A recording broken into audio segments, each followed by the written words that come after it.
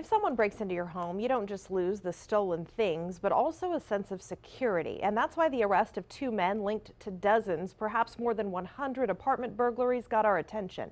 Officers arrested these men, 36-year-old Bruce Ulysses Larson and 37-year-old Charles Joseph Wysocki Jr. on Friday. Police believe the two of them worked together to pick a lock and get into an apartment.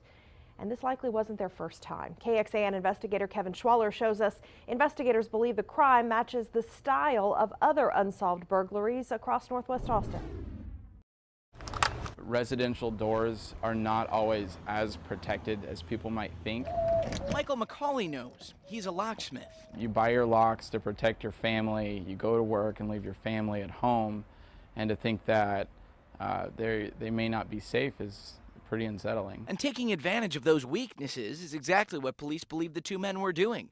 No damage to the door. At first, it would be hard to notice there was a break-in.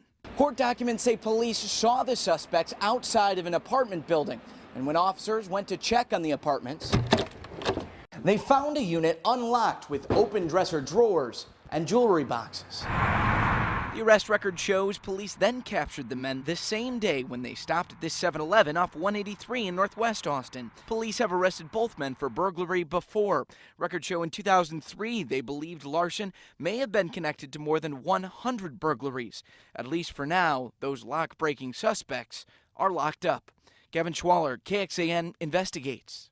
That locksmith says you can buy more expensive locks that are more difficult to pick. He also says your weather striping can allow movement so the door does not properly secure. You want to be able to make sure it's locking properly so someone cannot get in using something like a credit card.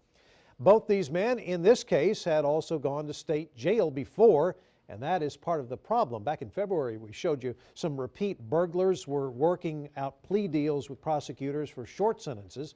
That leads to more burglaries and perhaps even worse crimes. You can see this story in the investigative section of KXAN.com.